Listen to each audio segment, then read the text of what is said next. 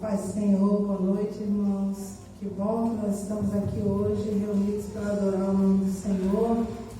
Que bom que você está aqui nessa noite, você que está nos ouvindo pelas redes sociais. Deus seja contigo nessa noite, que o Senhor possa falar no seu coração através desse culto. Quero te convidar para nós abrirmos a nossa Bíblia no Evangelho segundo São João, no capítulo 4, do versículo 21 em diante, diz assim: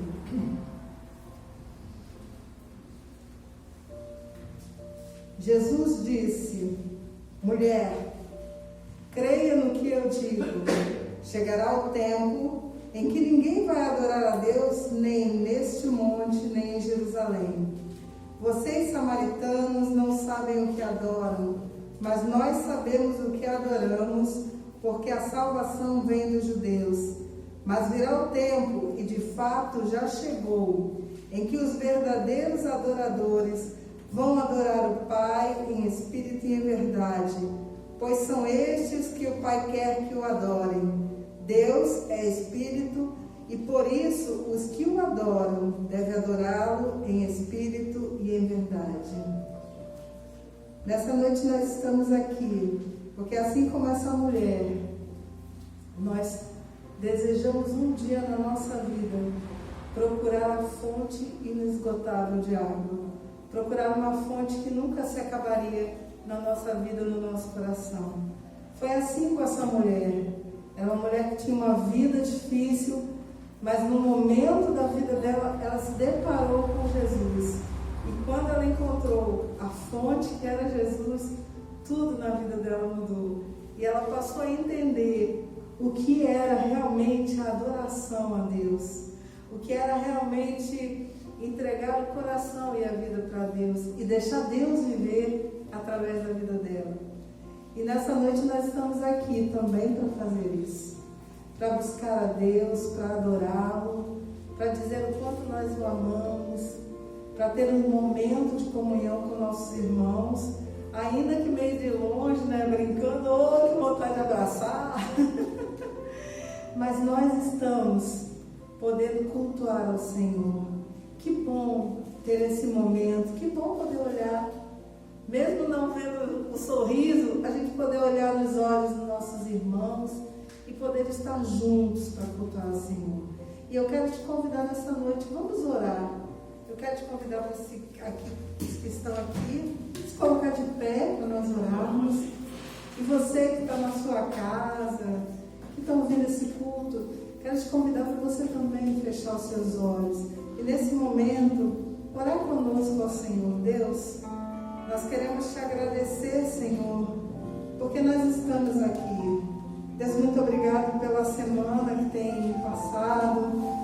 Muito obrigado, Jesus, pelo teu cuidado, por todos os livramentos que o Senhor tem nos dado, por tantas coisas que o Senhor faz por nós, que muitas vezes nós nem notamos.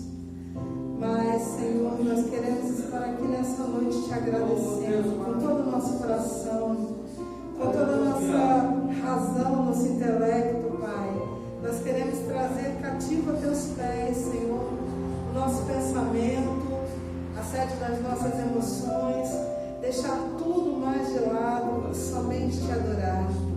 Senhor, nós estamos aqui buscando a fonte que é o Senhor, uma fonte inesgotável de vida e vida com abundância, Pai. Que o Senhor receba o nosso culto, a nossa adoração, o nosso louvor nessa noite, Pai. Que suba ao trono da tua graça e chegue até as tuas narinas como um aroma suave, aroma de vida, aroma de gratidão, aroma de amor, Senhor. Recebe, Deus, nosso louvor, nossa adoração. Nós te entregamos tudo em tuas mãos, em nome de Jesus.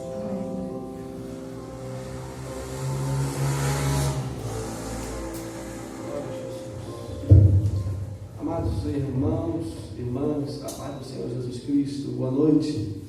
Bom estarmos na casa do Senhor. Eu quero te convidar para continuarmos adorando a Deus. E temos falado sempre que quando a gente vem à casa do Senhor, nós vamos participar de um culto que já existe no céu. Já há muito tempo, desde a criação dos tempos, Existe um culto de adoração ao Senhor. E nós entramos com ousadia na presença do Senhor por causa da pessoa de Jesus Cristo para adorarmos. Então, quando você está reunido para adorar o Senhor, saiba que você está participando de um culto que existe eternamente. E é esse culto que você e eu fazemos hoje é que vai continuar na eternidade. Então, vamos aproveitar esse momento para vivermos aqui já a eternidade do Senhor em nossas vidas. Eu te convido a louvar o Senhor conosco, porque este ambiente é um ambiente de glória.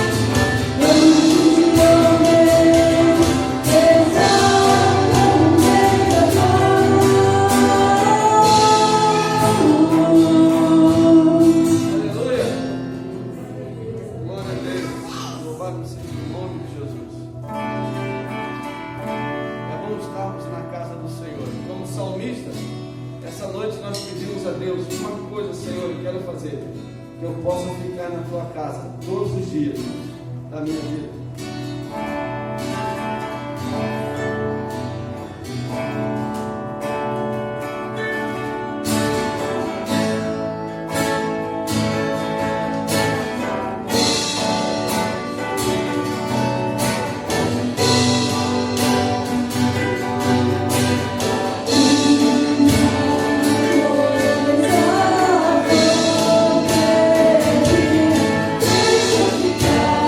Deixa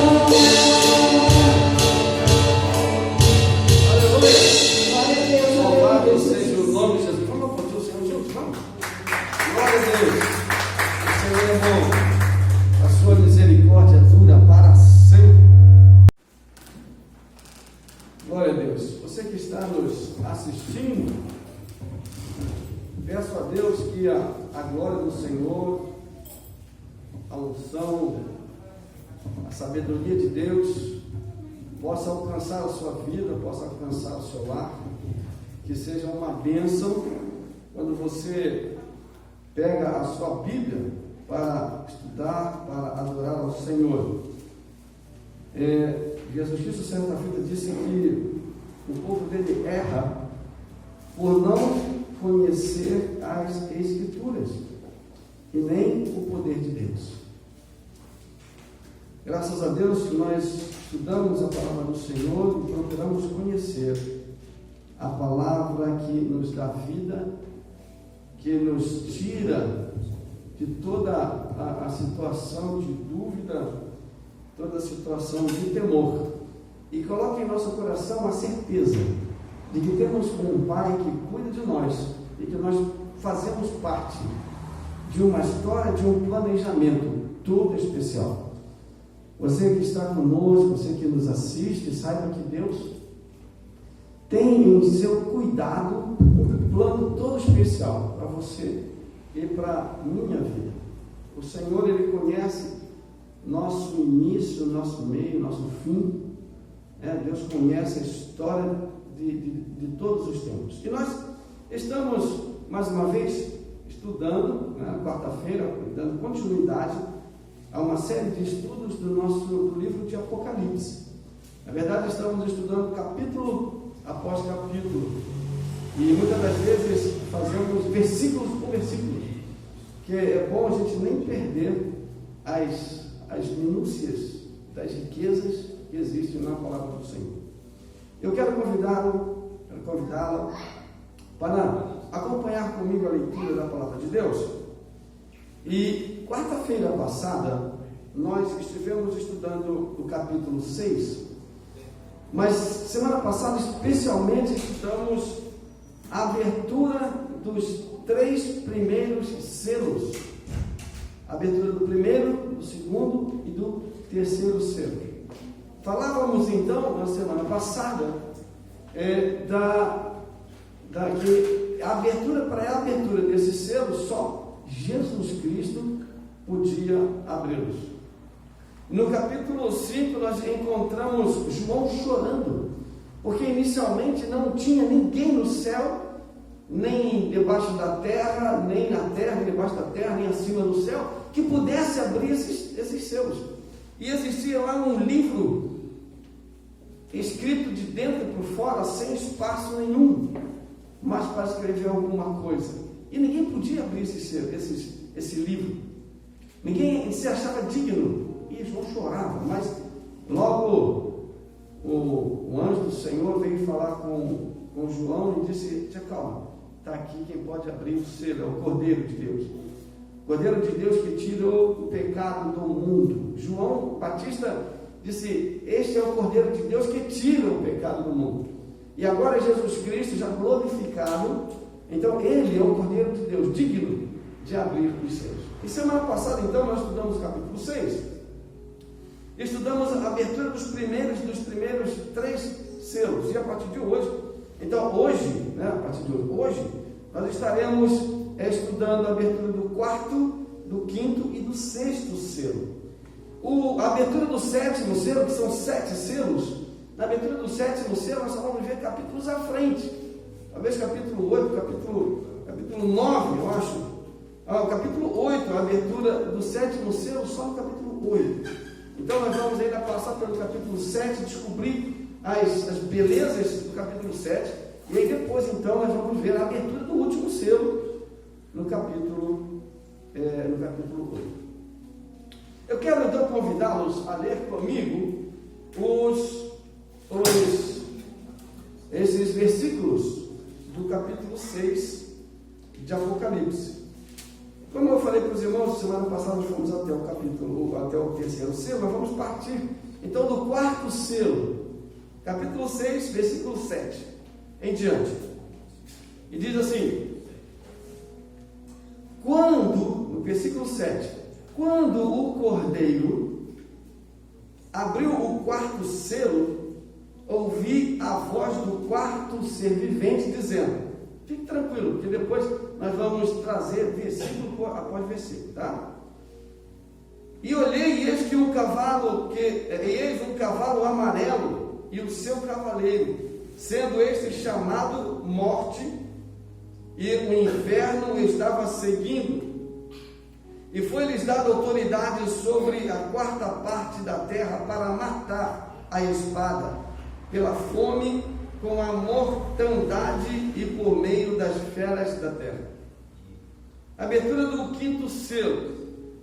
Quando ele abriu o 5º selo, vi debaixo do altar as almas daqueles que tinham sido mortos por causa da palavra de Deus e por causa do testemunho que sustentavam.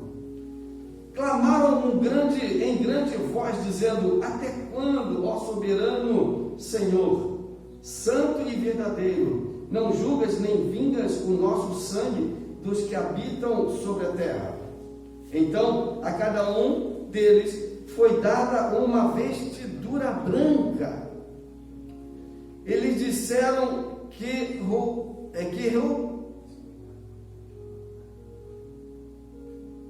repousassem.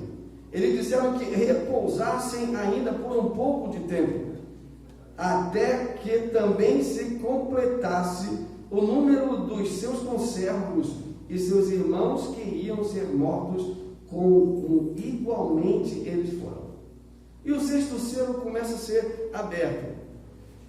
Vi quando o Cordeiro abriu o 6º selo e sobreveio grande terremoto, o sol se tornou negro como saco de crina, a lua toda como sangue. As estrelas do céu caíram pela terra, como a figueira, quando abalada por vento forte, deixa cair os seus figos verdes. E o céu recolheu-se como um pergaminho, quando se enrola. Então todos os montes e ilhas foram movidos do seu lugar. Os reis da terra, os grandes, os comandantes, os ricos, os poderosos e todo escravo, todo livre, se esconderam nas cavernas e nos penhascos dos montes.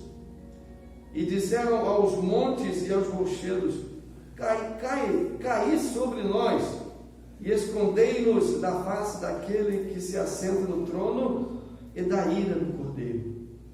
Porque chegou o grande dia da ira deles, e quem é que poderá subsistir? Amém. Glória a Jesus. Vejam, queridos irmãos, o capítulo 6 não é de difícil entendimento. Como eu tenho dito para a igreja, a Bíblia ela explica por ela mesma. Então nós vamos encontrar referências numéricas, bastante referências deste capítulo, trazendo elucidação ao nosso entendimento, trazendo facilidade ao nosso entendimento. Nós vamos com calma assistindo e vendo e verificando versículo por versículo.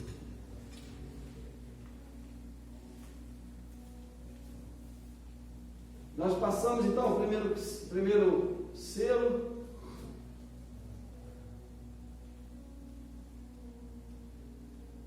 segundo selo,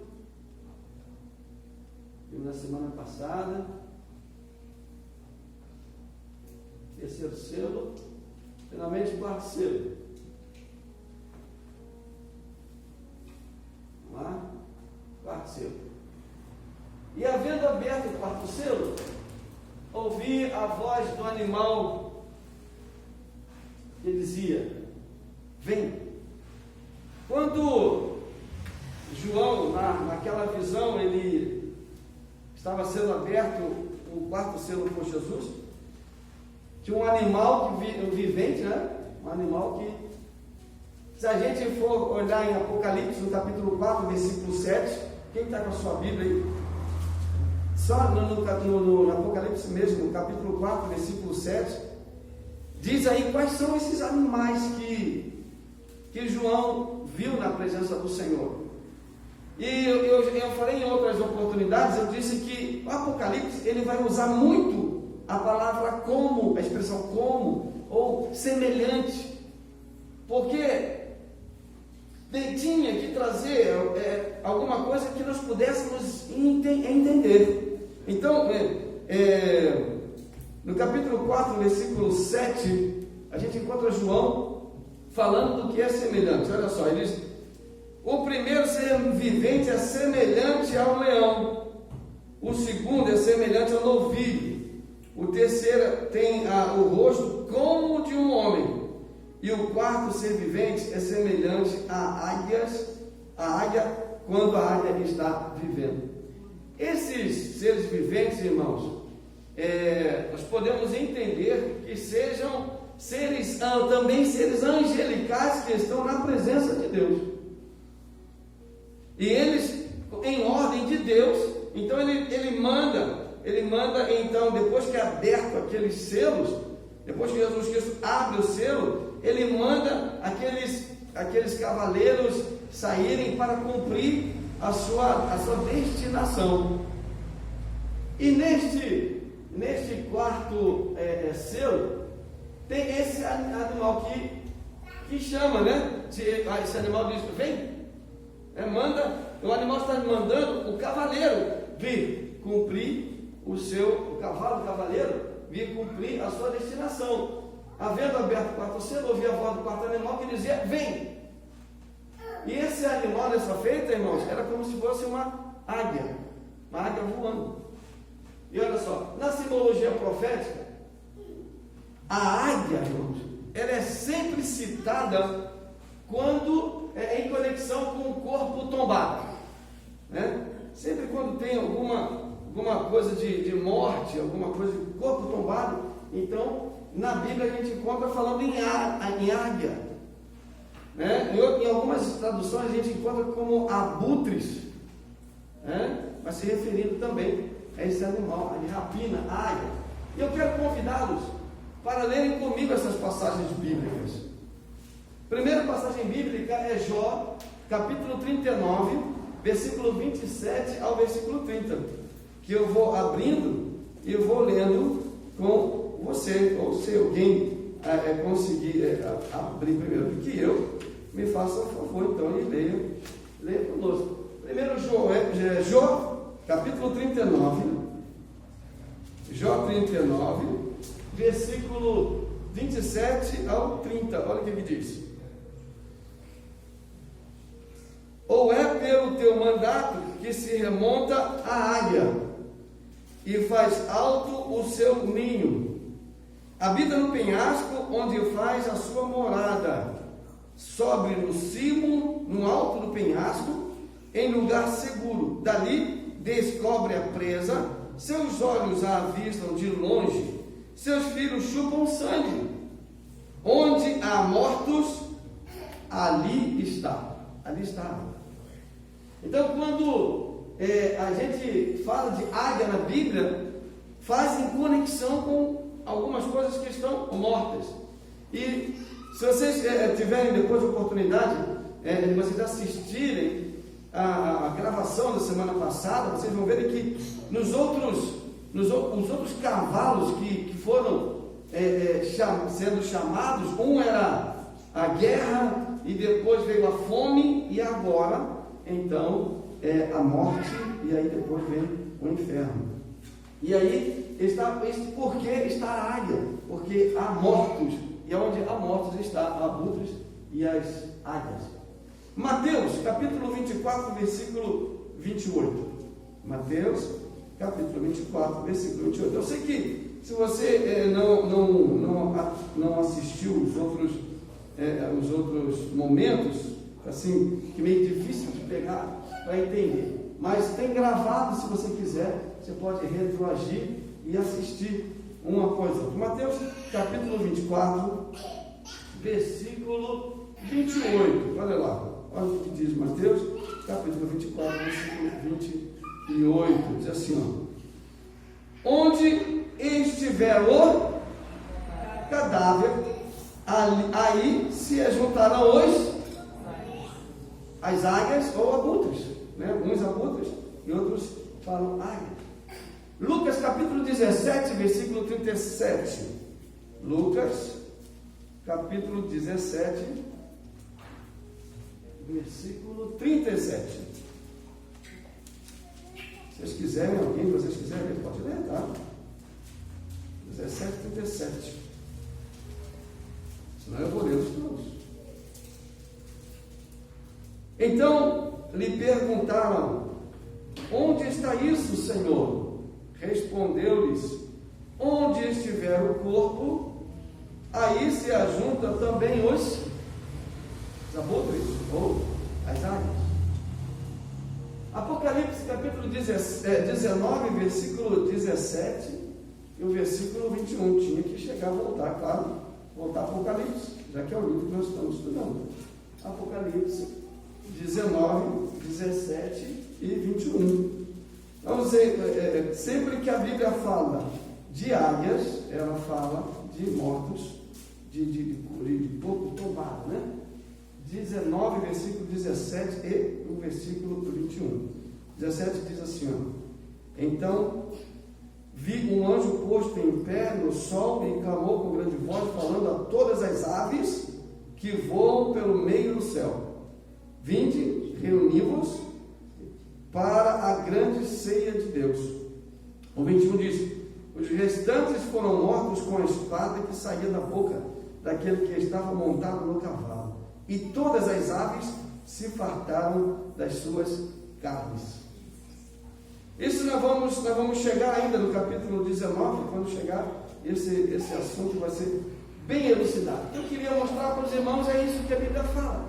Quando a Bíblia fala na águia, a simbologia da presença da águia está sempre em conexão com o corpo tombado.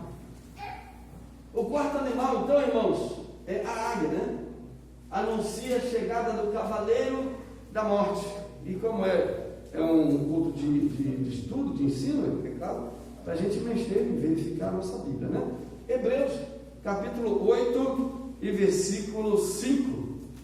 Vamos ler comigo essa passagem.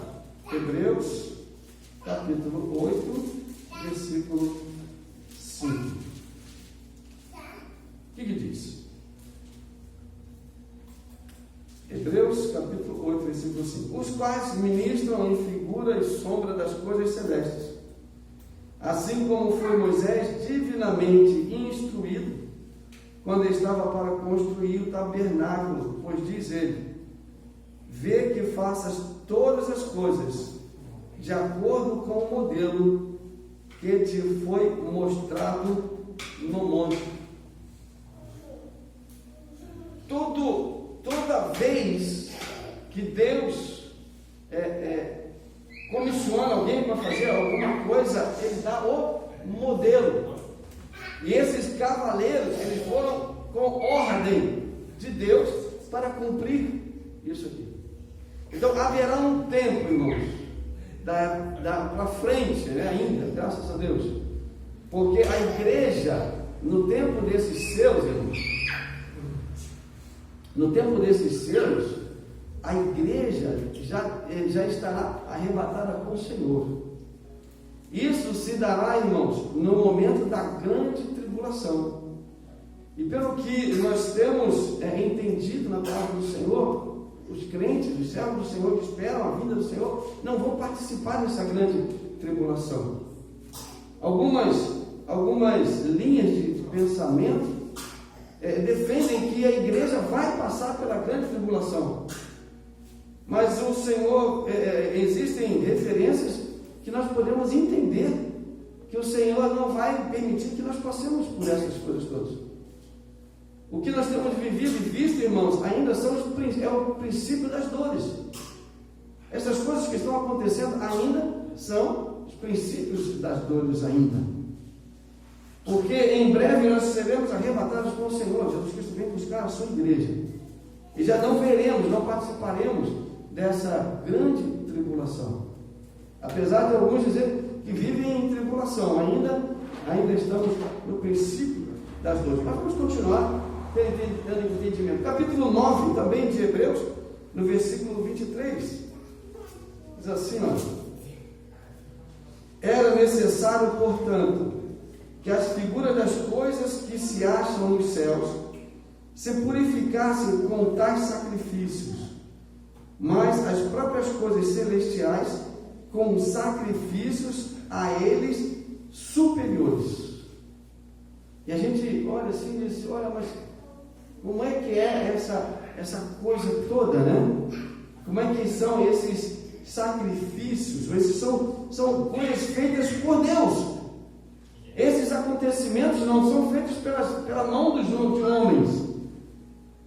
A gente fala muito da ecologia, né? Do que o homem tem feito com a natureza. No entanto, irmãos, nesses assuntos que estamos estudando, tem as mãos de Deus em ação, e não as mãos dos homens. As mãos de Deus em ação. Mas os seus filhos estarão guardados com Ele.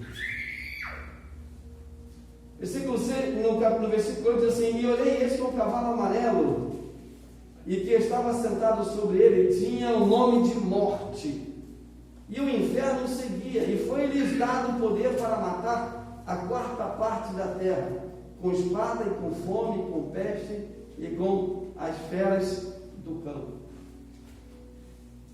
Nós precisamos entender uma coisa, irmãos: é sempre Jesus Cristo que abre os seus, tá? Em todos os momentos é Jesus Cristo que abre os seus. Nesse versículo, irmãos, o que a gente encontra? A morte, ela vem ceifando os corpos, e o inferno vem atrás ceifando as almas daqueles que não tinham sido lavados pelo sangue do Cordeiro, daqueles que rejeitaram a mensagem do Evangelho, a mensagem do Senhor Jesus Cristo. É o que está descrito em Apocalipse. Isso vai acontecer com aqueles que rejeitaram conscientemente o Evangelho de Jesus Cristo.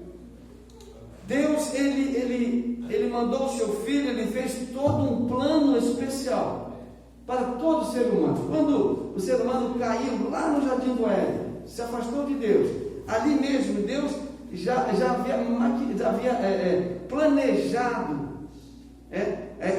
resgatar os seus filhos, e esse resgate é através da vida de Jesus Cristo. E veio, morreu, ressuscitou, mandou o Espírito Santo para convencer, para consolar, para estar conosco. E todo esse trabalho de Jesus Cristo como advogado na presença de Deus. Mas nesse tempo do Apocalipse, irmão, Jesus Cristo agora já não é mais um advogado, e sim aquele que está cumprindo o juízo de Deus. É importante lembrar que na abertura dos selos, irmãos, a igreja já estará na glória, nas bodas do Cordeiro. Jesus Cristo, ele fala algumas parábolas sobre as bodas do Cordeiro, preparado para cada um dos seus filhos. Significa dizer, irmãos, que ocorrerá após o arrebatamento da igreja. Eu iniciei falando sobre isso. O Senhor tenha misericórdia de nós, que nós, servos do Senhor, possamos estar com Ele na glória, enquanto todos esses juízos estarão ocorrendo ainda na face da terra. O quinto selo. E havendo aberto o quinto selo, vi debaixo do altar as almas dos que foram mortos por amor da palavra de Deus e por amor do testemunho que deram. Sabe quem são esses? Quem é que chuta? Quem é ajuda num palpite. Os mártires. Esses mártires que foram mortos pregando o Evangelho, e ainda aqueles que foram mortos também na grande tribulação, que não quiseram se dobrar ao sistema do anticristo, à adoração, não quiseram deixar de adorar a Deus e adorar a besta, o anticristo. Eles foram mortos, e são esses aqui. E João vê-los no céu. Encontramos uma referência dos mártires que foram degolados pelo anticristo por pregarem o Evangelho e não receber a marca da besta. Vamos ler Apocalipse capítulo 20 e versículo 4. Esse já é uma referência lá no capítulo 20. Olha só, fácil da gente entender, irmãos. Bastante referência, assim.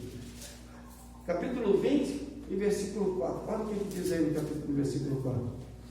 Vi também tronos, e nestes sentaram-se aqueles aos quais foi dada a autoridade de julgar. Vi ainda as almas dos um é degolado, outro é decapitados, por causa do testemunho de Jesus, bem como por causa da palavra de Deus. Tantos quantos não adoraram a besta, nem tampouco a sua imagem, e não receberam a marca na fronte e na mão, e viveram e reinaram com Cristo durante 1000 anos. Veja então, aqui nesse versículo nós vemos uma referência no capítulo 20, que João ainda ia escrever a respeito deles. Esses aqui, então, irmãos, note que eles foram degolados, eles receberam a salvação porque eles deram a própria vida. Nós hoje recebemos a salvação por causa da vida de Jesus Cristo, por causa da morte de Jesus Cristo. Jesus Cristo derramou o seu sangue na cruz, eu e você cremos, e nós não fazemos parte dessa turma aqui, ó. Essa aqui já não tinha mais o Espírito Santo para convencer e trazê-los para a igreja. Eles tiveram que resistir e dar o seu próprio sangue, serem degolados para eles poderem chegar ao céu. E essa turma aqui nós não queremos fazer parte. Nós não queremos fazer parte dessa turma aqui. Nós queremos fazer parte daqueles que são arrebatados, daqueles que o Senhor chama e nós vamos encontrar com Ele nos ares. É com esse que nós queremos participar. É desse aí que a gente quer participar. Como é que é isso, pastor? Encontrar nos ares. A gente vai chegar. Calma, que a gente vai chegar nesse assunto. Vamos encontrar com Jesus Cristo nos ares. Versículo 10. E clamaram com grande voz, dizendo: até quando, ó verdadeiro e santo dominador? Não julgas e vingas o nosso sangue dos que habitam sobre a terra? Esses estavam pedindo socorro, né? Mas o Senhor não vai julgar aqueles que fizeram isso conosco. Até quando você não vai julgar eles? Só nós fomos julgados porque nós cremos, só nós fomos julgados. Até quando? O pedido de socorro dos homens e mulheres que serviram a Deus com sinceridade e sofreram por sua causa. Esses aí que não perderam o arrebatamento, irmão José, mas ficaram firmes. Eles tinham recebido o Evangelho, conheciam o Evangelho, mas perderam esse momento tão especial. Mas eles criam, eles passavam, não, é verdade. Mas realmente foi verdade esse arrebatamento. Puxa vida, eu achei que era brincadeira. Não, mas é verdade. E agora eles conhecem e sabem que para eles poderem chegar ao céu com Deus, eles precisam resistir.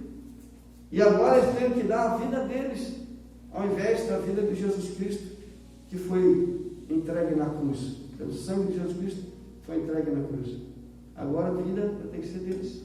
Isso no futuro ainda, nosso, não de Jesus. E foram dadas a cada um compridas vestes brancas. Esses então que foram recebidos no céu também. e foi-lhes dado a veste branca, e foi-lhes dito que repousassem. Fica tranquilo que ainda não está na hora.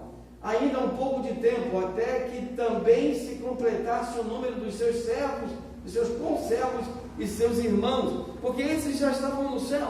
Ele disse: não vai julgar o povo na terra, não vai julgar. Disse: não, calma, que ainda tem gente ainda para vir, ainda tem gente, está só suportando lá, ainda tem gente para vir, vai ter que dar vida, não vai ter mais como chegar na igreja e agradecer, receber Jesus Cristo, receber Jesus como seu Salvador, porque Jesus Cristo já não vai estar como Salvador, Jesus Cristo vai estar já como alguém que já está entregando o julgamento de Deus.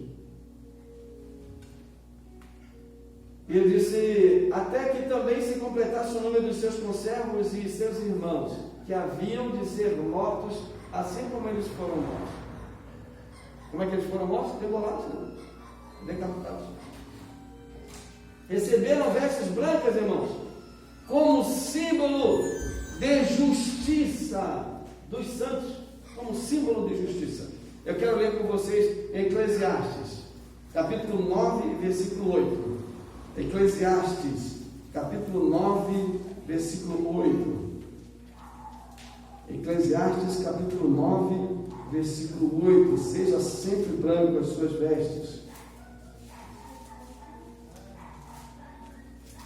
Eclesiastes, capítulo 9, versículo 8. Olha lá, diz assim: em todo o tempo sejam alvas as suas vestes, e jamais falte o óleo sobre a tua cabeça.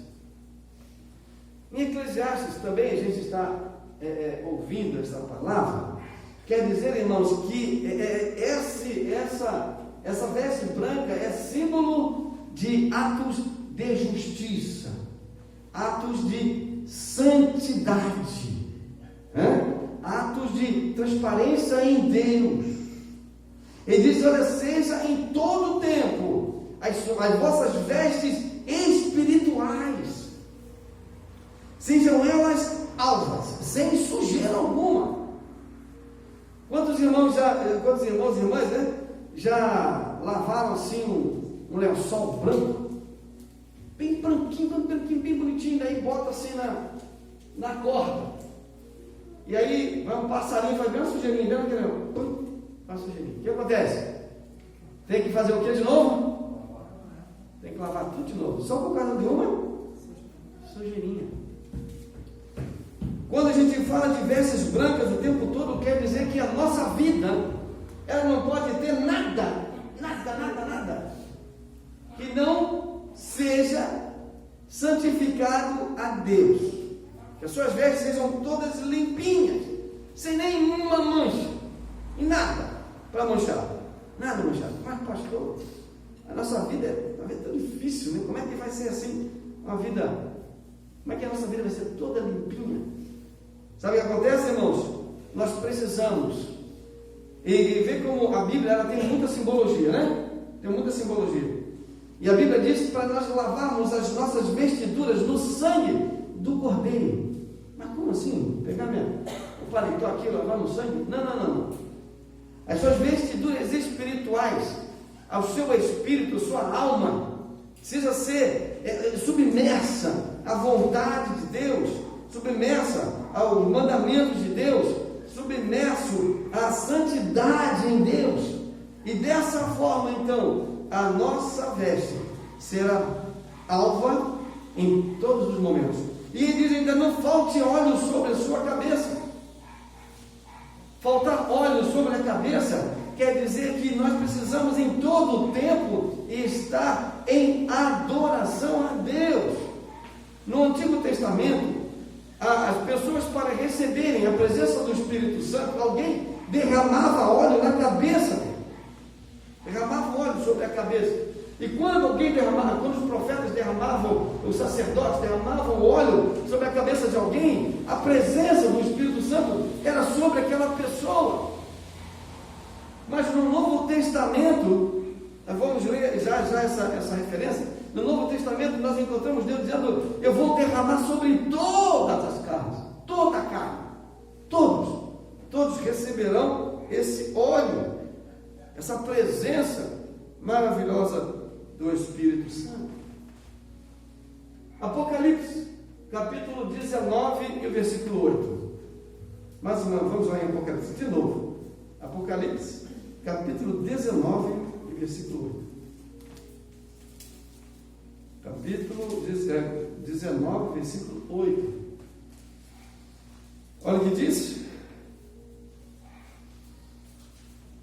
Pois lhe foi dado vestir-se de linho finíssimo, resplandecente e puro, porque o linho finíssimo são os atos de justiça dos santos.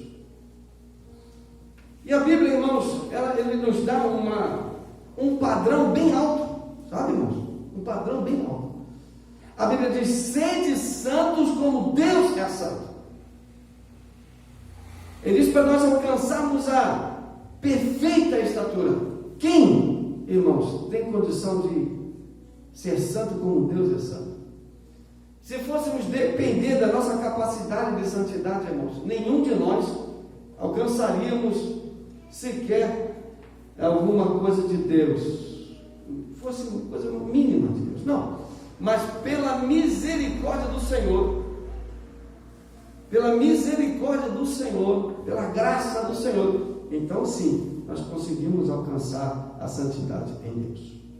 A Bíblia diz que o crente, ele não peca, mas você precisa entender esse versículo. Ele diz: não vive pecando, porque não é comum para ele pecar, não faz parte da sua vida viver em contrário com Deus, mas faz parte da sua e da minha vida viver plenamente na vontade de Deus. E o melhor lugar para nós estarmos, em qualquer tempo, é no centro da vontade de Deus, bem no centro da vontade de Deus. É o melhor lugar. Se você quer ter felicidade, se você quer viver a vida em paz com o Senhor, eu e você, nós precisamos estar no centro da vontade de Deus. E eu preciso dizer uma coisa para você: sabe quem vai falar para você aonde é o centro da vontade de Deus? É a palavra do Senhor, e você em oração com Deus. Na oração com Deus, o Espírito Santo vai falar contigo. Através do estudo da palavra do Senhor, você vai descobrir como homem e mulher de Deus maduro deve proceder. O centro da vontade de Deus é o melhor lugar para nós estarmos. Eles deveriam aguardar ainda por algum tempo, outros nas mesmas situações dele. Nós temos aqui o 6º selo, mas o nosso tempo já foi. Nós vamos deixar o 6º selo para a gente estudar na quarta-feira que vem. Nós já temos o nosso tempo já cumprido, e como nós gostamos, claro, de acompanhar as referências bíblicas, às vezes a gente não consegue chegar ao final. Então, quarta-feira que vem, nós continuamos falando do 6º selo e também do 6º selo, e também entramos ainda no capítulo 7 de Apocalipse. Eu quero, antes de mais nada, orar contigo, inclusive, você que está nos assistindo, em nome de Jesus. Feche seus olhos, por favor. Senhor maravilhoso Deus, nós te agradecemos, Senhor, por esse tempo que tem nos dado, pela oportunidade de, Senhor, ouvir, Senhor, estudar a tua palavra, palavra por palavra, versículo por versículo. Ó Deus, nós te adoramos, Senhor, por esta oportunidade, Senhor, porque o Senhor tem nos dado tempo. O Senhor tem nos dado, Senhor, alegria, tem nos dado entendimento, tem nos dado tranquilidade, Senhor, para estudar a tua palavra. Deus querido, como salmista, que nós possamos, Senhor, esconder a tua palavra no nosso coração, para não pecarmos contra ti, Senhor. Abençoa, Senhor, cada um dos teus filhos e filhas, para a glória do teu nome. Abençoa, Senhor, os que estão nos assistindo, Senhor, pelas mídias. Que a tua glória, a tua graça, Senhor, seja sobre cada um dos teus filhos. Que a tua bondade, a tua verdade, a tua vontade, Senhor, seja máximo, Senhor, é máxima em nossa vida. Para a glória do Teu nome, Senhor, nós cremos e te agradecemos. Em nome de Jesus. Amém. Deus te abençoe.